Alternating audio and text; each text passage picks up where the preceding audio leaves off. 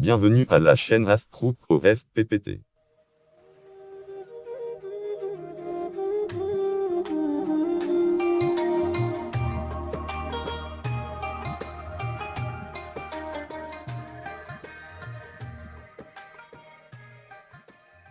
أهلا وسهلا بك إلى قناة أفروخ OFPPT.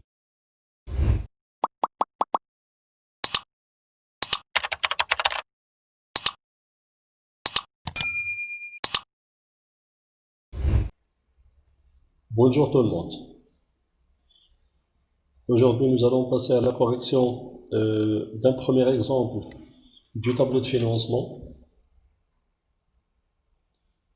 Mais avant de le faire, les exercices du tableau de financement en général sont composés des parties suivantes. Le premier élément, c'est le bilan de deux exercices successifs, c'est-à-dire un exercice présent et un exercice précédent.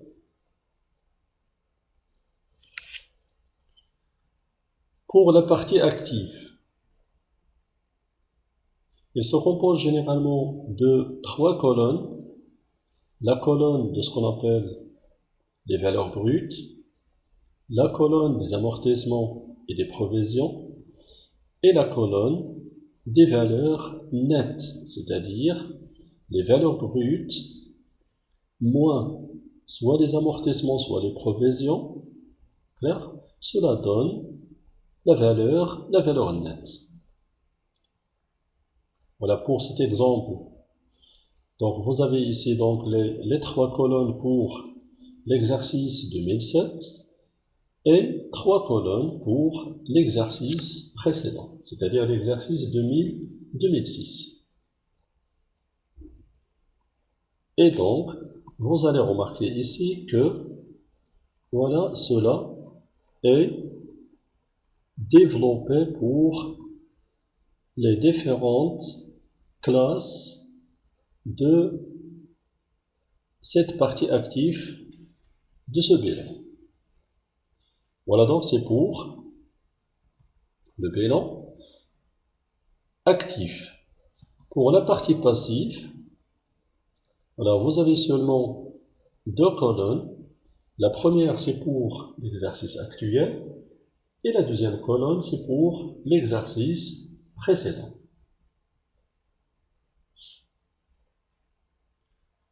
Un autre élément à mentionner ici, c'est les informations complémentaires. Voilà, pour ces informations complémentaires, ils comprennent toutes les opérations relatives à la capacité d'autofinancement, c'est-à-dire la CAF, la distribution des dividendes et les mouvements réalisés par cette entreprise, c'est-à-dire toutes les opérations faites par l'entreprise entre deux exercices successifs. Voilà, donc ces informations complémentaires, elles ont pour objectif de vous aider à quoi? À détecter, à déterminer les nouvelles ressources de cette entreprise et les nouveaux emplois de la même entreprise.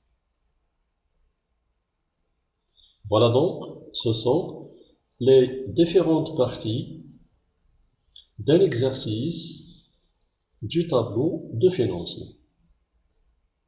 Maintenant, quelles sont les étapes à suivre pour remplir ou bien établir ce tableau de financement? La première étape, c'est l'établissement du tableau de synthèse des masses du bilan pour deux exercices successifs. La deuxième étape, c'est le calcul de la CAF, puis des dividendes, et puis la déduction de ce qu'on appelle l'autofinancement. La troisième étape, c'est l'analyse et le traitement des mouvements réalisés par cette entreprise. À partir de quoi? À partir de deux méthodes. Soit les comptes schématiques, ou bien les états des informations complémentaires. Et puis, une dernière étape, voilà toutes ces valeurs calculées au niveau des comptes schématiques ou bien des éthiques, voilà toutes ces valeurs-là, donc vous devez les reporter à un tableau des emplois et des ressources. Et voilà donc les étapes à respecter pour établir un tableau de financement en général. Allez, maintenant, je passe à la correction de notre premier exemple. Voilà donc, ici vous avez les éléments donc, de l'actif de ce bilan pour deux exercices successifs. Donc votre première étape, c'est l'établissement du tableau de synthèse des masses du bilan. Allez donc, je passe au total de la première masse. La première masse, donc c'est quoi? C'est l'actif immobilisé. Le total de cet actif immobilisé, c'est 11 996. Bien évidemment, pour quel exercice? Pour l'exercice 2007. Et 9 980 pour l'exercice précédent, c'est-à-dire 2006. Et vous allez remarquer ici que voilà donc j'ai utilisé les valeurs nettes au niveau du tableau de synthèse des masses du bilan. On travaille avec les valeurs nettes de chaque masse. Et puis, je passe à la partie de l'actif circulant. Le total pour 2007, c'est 4 990. Et pour 2006, c'est 4 450. Voilà pour la trésorerie. Bien évidemment, actif. Pour 2007, c'est 2257. Et pour 2006, c'est 1560.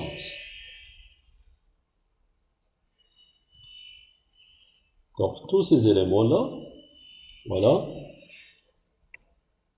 on les a reportés au tableau de synthèse du masse du bilan. Voilà, donc je reprends. L'actif immobilisé, voilà, la valeur nette pour N, c'est-à-dire 2007, c'est 11 996. Et puis, 9 980 pour l'exercice 2006. Voilà donc les deux valeurs utilisées. Et pour l'actif circulant, on a dit c'est 4990 et 4450.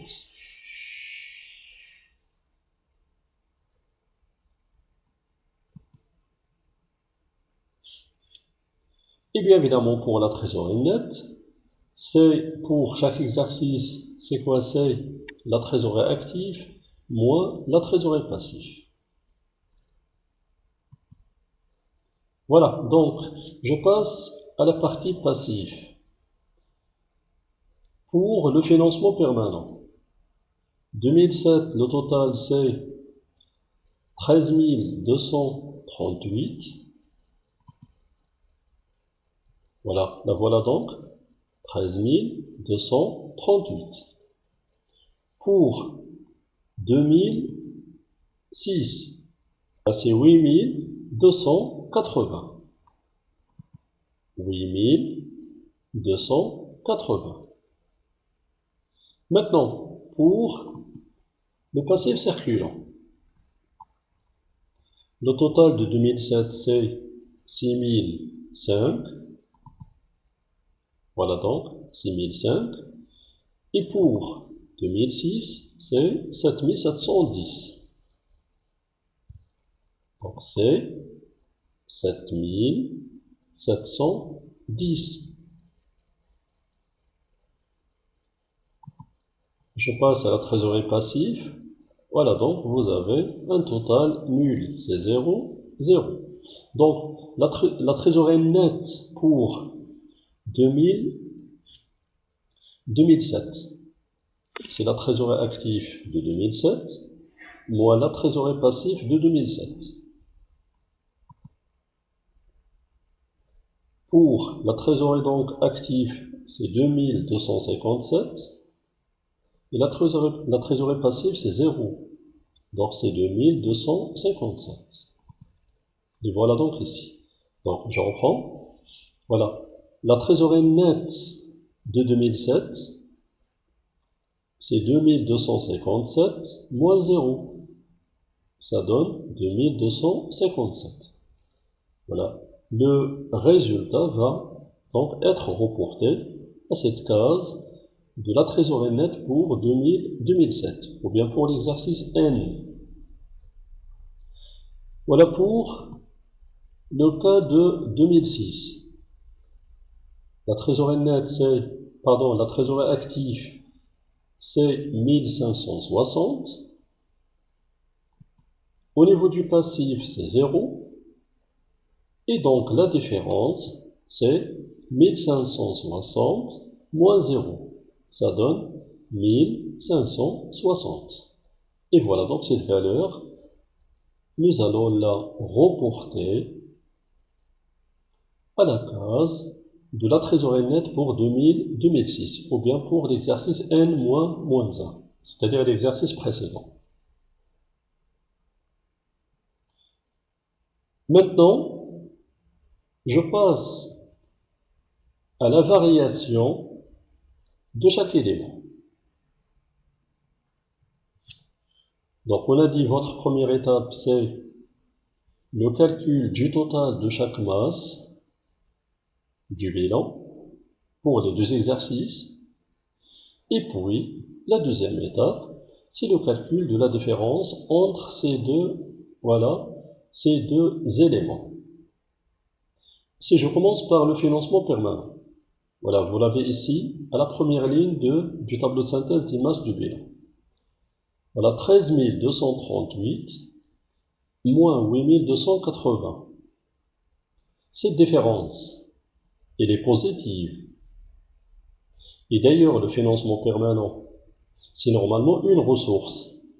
Ici, la différence est positive, cela veut dire qu'on aura plus de ressources. La différence donc, c'est combien? C'est 4958. Et c'est une valeur des ressources. Voilà, on dit tout simplement que l'entreprise aura plus de ressources. Je passe à l'actif immobilisé. La valeur de 2007, c'est 11 996. Et la valeur de 2006, c'est 9 980. La différence entre les deux valeurs. Et toujours, vous prenez la valeur de n moins la valeur de n-1. La différence, elle est positive. Et puisque l'actif immobilisé, normalement, c'est un emploi, donc la différence, elle est positive, c'est-à-dire on aura plus d'emplois. Donc la valeur, vous allez la mettre au niveau de quoi? Au niveau de la partie emploi. Voilà, pour ces différences, on respecte toujours le principe de la partie double, c'est-à-dire vous n'aurez pas au niveau des variations, vous n'aurez pas de signe moins, vous n'aurez pas de valeur négative, jamais. Soit vous aurez une valeur à la partie emploi, c'est-à-dire débit, ou bien une valeur à la partie ressources, c'est-à-dire crédit. Donc c'est ce qu'on appelle le principe de la partie double. Allez donc, maintenant je passe au fonds de roulement. Pour l'exercice 2007, ou bien l'exercice N, 13 238 moins 11 996, ça donne 1242. Et pour l'exercice 2006, 8 280 moins 9 980, ça donne moins 1700. Donc cela donne moins 1700. Maintenant la différence entre les deux. 1242 moins 1700, donc moins, ça donne plus. Donc le total c'est combien? 2942. La variation ici, ou bien la différence, est-ce qu'elle est positive ou bien négative? Elle est quoi? Elle est positive. Le fonds de roulement, normalement c'est quoi? Ce sont des fonds utilisés par l'entreprise pour financer ses activités. Donc normalement c'est une ressource. Et puisque donc cette différence est positive, est-ce qu'on aura plus de ressources ou bien plus d'emplois? Bien sûr, plus de ressources. Donc je reprends. J'ai dit la différence entre 1242 et moins 1700, c'est 2942. Cette différence, elle est positive. Et puisque le fonds de roulement est une ressource, donc on aura ici plus de ressources. Donc c'est la première méthode pour calculer cette variation du fonds de roulement. La deuxième méthode, il est possible d'utiliser les deux résultats précédents, c'est-à-dire la variation du du financement permanent et la variation de l'actif immobilisé. Ici, vous avez 4958 à la partie ressources et 2016 à la partie emploi. La valeur la plus élevée ici, c'est quoi? C'est la valeur des ressources. Donc c'est 4958. Voilà, donc 4958 moins 2016, car cette valeur, elle est quoi? Elle est à la partie débit. Donc on va mettre la différence. Clair? Je reprends. Si les deux valeurs du financement permanent et de l'actif immobilisé sont à la même colonne, par exemple à la colonne des ressources, donc vous allez prendre la somme des deux valeurs. Si voilà, les deux valeurs sont dans deux colonnes différentes, voilà, donc vous devez calculer la différence entre les deux valeurs. Voilà donc l'exemple de cette partie-là. Donc illustre, voilà, ce qu'on vient de dire. J'ai dit 4958 moins 2016, ça donne combien? 2942. Et ça reste une ressource. Car la valeur la plus élevée ici, c'est quoi? C'est la valeur des ressources. Allez, maintenant je passe à l'actif circulant. La valeur de N, c'est 4990. Et la valeur de N-1, c'est 4450. L'actif circulant, normalement, c'est quoi? C'est un emploi. La différence entre ces deux valeurs, elle est positive. Ça donne 540. Et donc, il reste quoi? Un emploi. C'est-à-dire, vous aurez plus d'emplois. Je reprends. L'actif circulant, normalement, c'est un emploi. La différence entre 4990 et 4450, cette différence, elle est positive. Donc, cette différence va rester un emploi. On dit que l'entreprise, voilà, elle a réalisé plus d'emplois. Je passe au passif circulant. La valeur de 2007, c'est 6005. Et la valeur de N-1, c'est-à-dire 2006, c'est 7710. Maintenant ici, vous allez remarquer que la valeur de n, elle est inférieure à la valeur de l'année précédente. Et d'ailleurs, le passif circulant, c'est un emploi ou bien une ressource? C'est une ressource normalement. Donc, 6005 moins 7710, ça donne combien? Ça donne moins 1705. Je reprends. J'ai dit 6005 moins 7710. Ça donne 1705 avec un signe moins. Ça donne moins 1700 moins 1705. Le passif circulant, normalement c'est une ressource. La différence entre la ressource de l'année 2007 et la ressource de l'année 2006, cette différence elle est négative. C'est-à-dire l'entreprise, il a quoi? Il a réalisé moins de ressources. Et ce qui dit moins de ressources, dit tout simplement plus d'emplois. Allez, maintenant je reprends brièvement. Le passif circulant, c'est une ressource.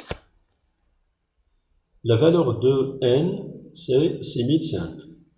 La valeur de n-1, c'est 7710. La différence entre les deux valeurs, elle est négative. C'est-à-dire que l'entreprise va réaliser moins de ressources. Ici, on travaille par le principe de la partie double. Donc, nous aurons normalement moins 1705 à la partie ressources. Et pour respecter le principe de la partie double, cette valeur, nous allons la mettre au niveau de la case des emplois et non pas des ressources. Au lieu donc de mettre moins 1705 à la partie ressources, on met tout simplement plus 1705 à la partie des emplois. Et on dit que l'entreprise réalise plus d'emplois. Je passe à ce qu'on appelle le besoin de financement global. Le besoin de financement global pour l'exercice N, c'est l'actif circulant moins le passif circulant.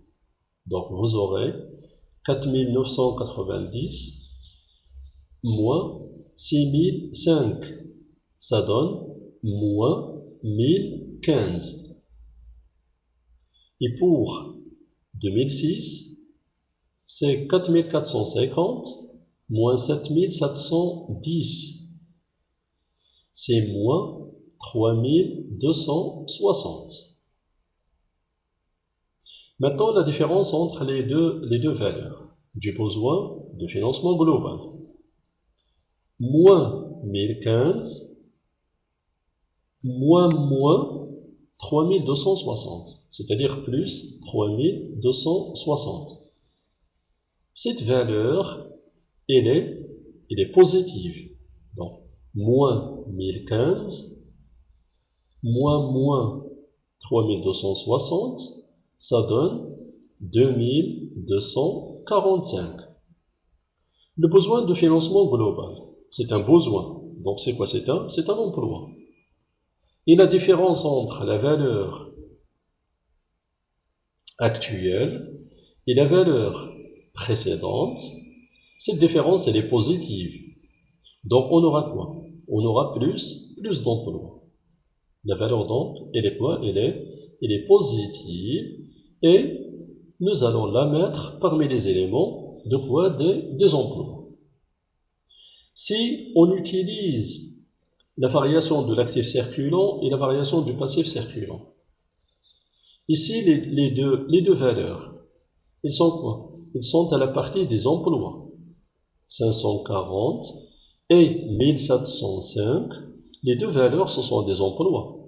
C'est-à-dire, tout simplement, pour déterminer la valeur de cette case du besoin de financement global, vous allez prendre le total de ces deux valeurs. Cela donc, vous allez le remarquer. Voilà, au niveau de cette partie-là, on a quoi? On a calculé la somme des deux valeurs, car elles sont à la même colonne. Et pour le fonds de roulement, on a quoi? On a calculé la différence, car tout simplement, voilà, ces deux valeurs sont dans deux colonnes différentes. Voilà, retenez bien cette règle. Si deux valeurs sont à la même colonne, vous calculez donc leur somme pour avoir la valeur soit du fonds de roulement, soit du besoin de financement. Ici, les deux valeurs sont à la même colonne. Voilà, donc vous calculez la somme des deux valeurs. Allez donc, je reprends. Si deux valeurs sont à la même colonne, on calcule leur somme. Ici, ces deux valeurs sont dans deux colonnes différentes. Vous calculez la différence entre la valeur la plus élevée et la valeur la moins élevée. Je passe à la trésorerie nette. Pour la trésorerie nette, elle est calculée de deux manières. Soit la différence entre les deux trésoreries,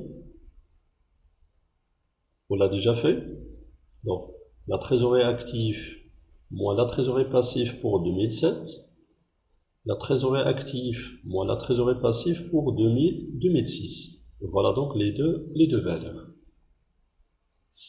Sinon, le fonds de roulement moins le besoin en fonds de roulement, ici vous avez 1242, moins 1015, ça donne 2257.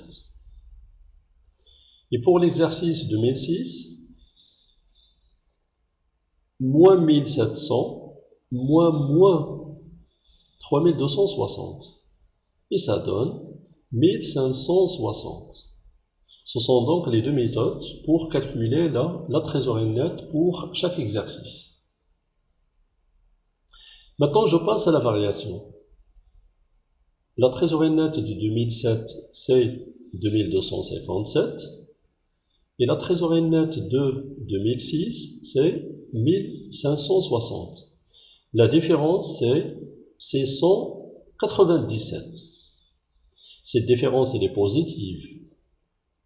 Et la trésorerie, normalement, sa situation normale, c'est d'être à la partie débit ou bien à la partie crédit.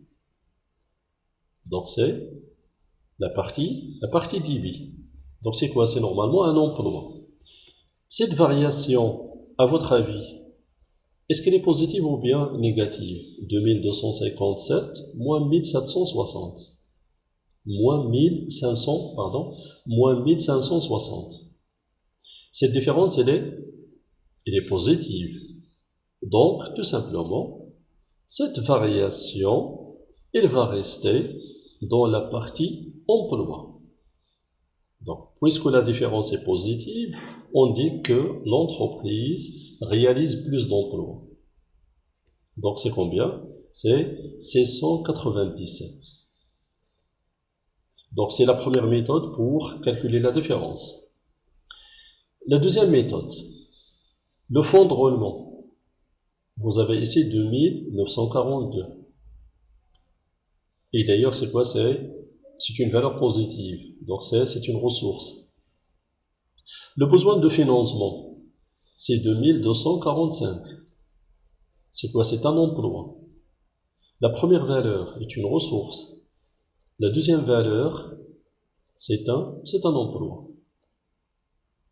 La valeur la plus élevée ici, c'est quoi? C'est la ressource. Et donc, pour compléter cette valeur du besoin de financement, vous aurez besoin d'un autre emploi qui est égal à combien? À 697. Je reprends. Voilà, pour compléter la valeur du besoin, et afin d'avoir ce total des ressources, vous devez, oui, avoir un emploi de combien? De 697 de quoi de trésorerie. Donc tout simplement, 2942 moins 2245, ça donne 697. Et bien évidemment, c'est une valeur des emplois. À la fin, à ne pas oublier de vérifier toujours l'égalité entre les emplois et les ressources. Donc je reprends. À la fin de vos calculs, ou bien du remplissage du tableau de synthèse des masses du bilan, vous devez comparer le total des emplois, c'est-à-dire 2245 plus 697, il doit être égal à 2942 au niveau de la partie ressources. Voilà donc votre première étape à suivre pour établir ce qu'on appelle le tableau de financement. Donc, la première étape, voilà, on a dit, c'est le remplissage du tableau de synthèse des masses du bilan. Allez, maintenant, je passe à la CAF et à la détermination des dividendes et bien évidemment la déduction de la valeur de l'autofinancement. D'ailleurs, pour cette étape, il est possible soit de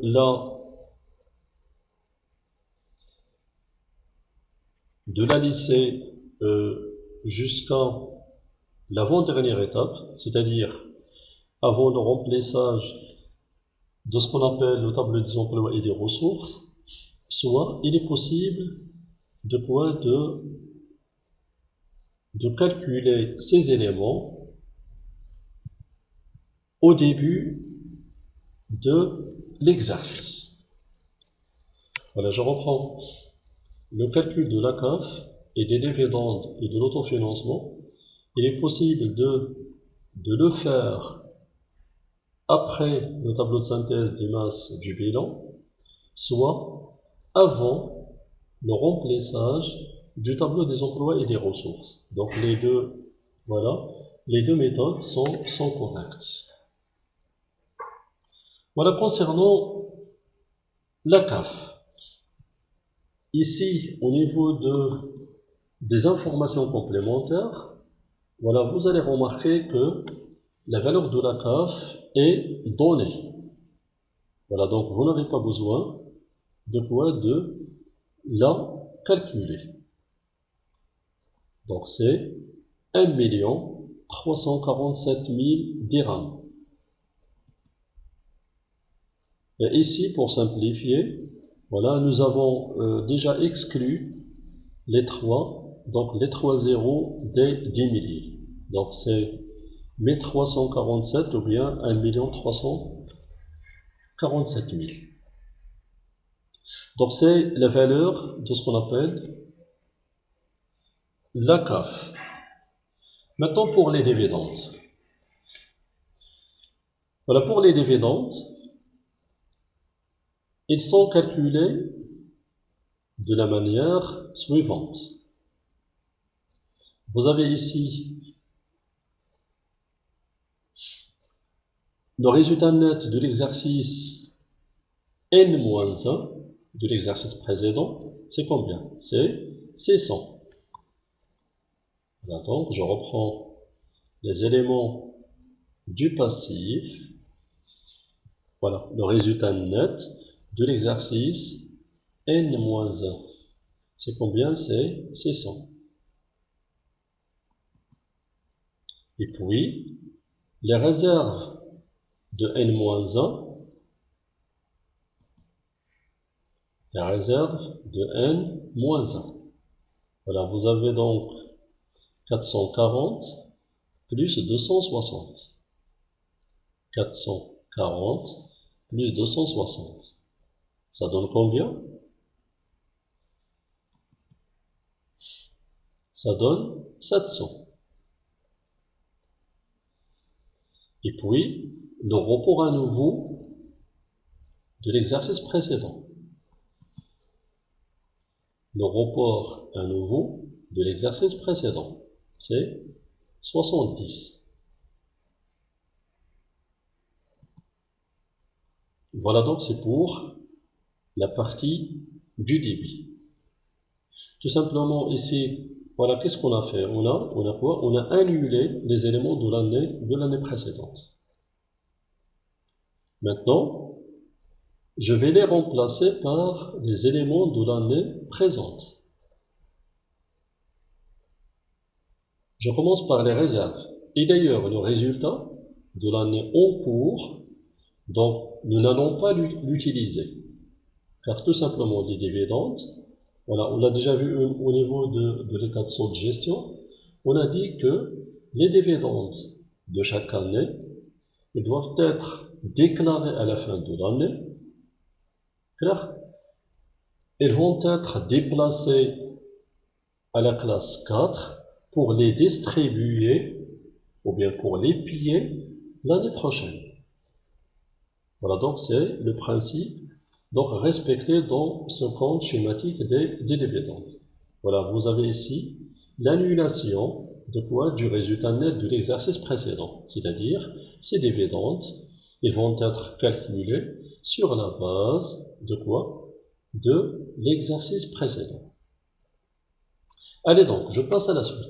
J'ai dit les réserves de l'année précédente. Pardon, les réserves de l'année présente. C'est 750. Voilà, on vérifie donc ce total. La réserve légale, 470. Les autres réserves, 280. 470 plus 280. Ça donne 750. Les réserves converties en capital.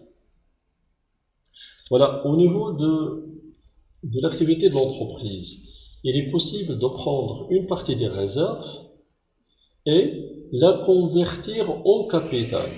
C'est-à-dire, pour augmenter votre capital, il est possible de quoi? D'utiliser les réserves de l'entreprise. Il est possible, je reprends, il est possible d'utiliser les réserves de l'entreprise pour augmenter le capital social de l'entreprise. On dit quoi?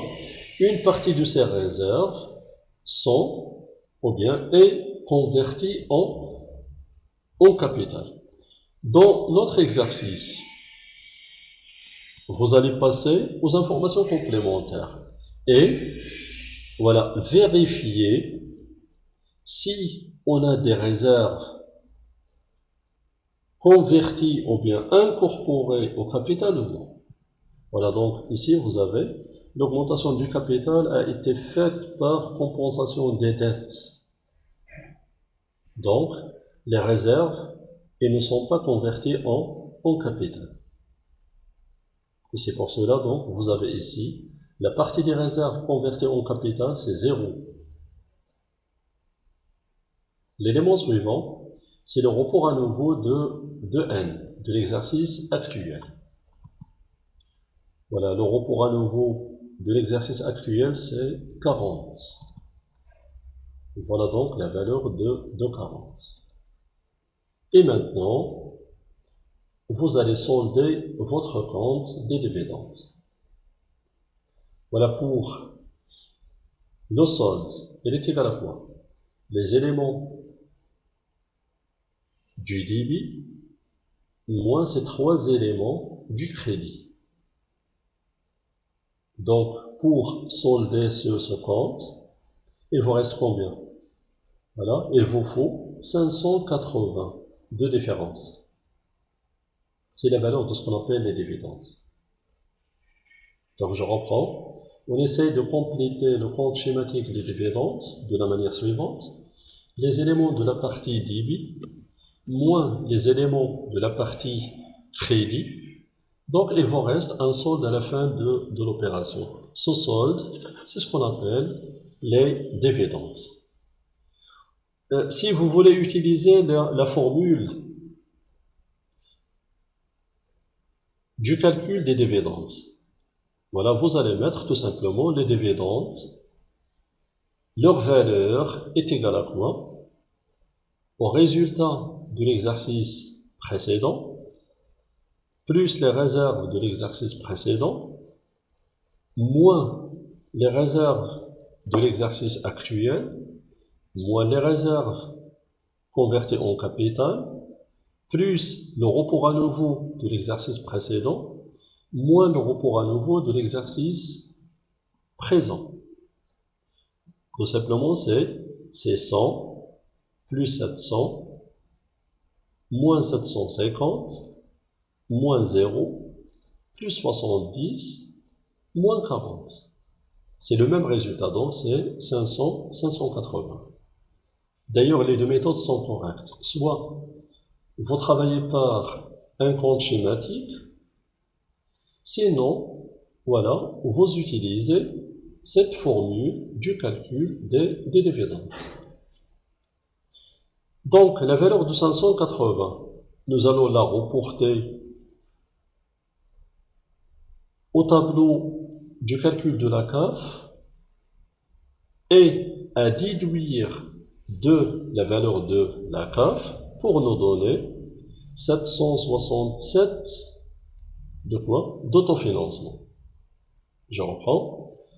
1347 de CAF moins 580 de dividendes nous donne 767 de quoi? D'autofinancement.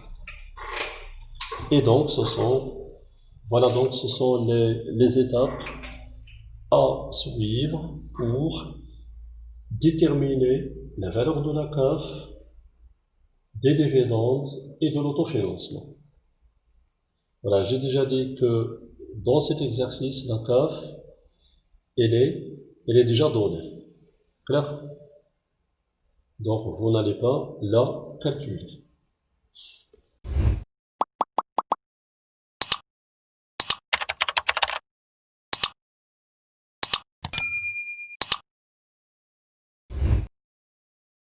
Merci d'avoir suivi la chaîne Afrouco FPPT.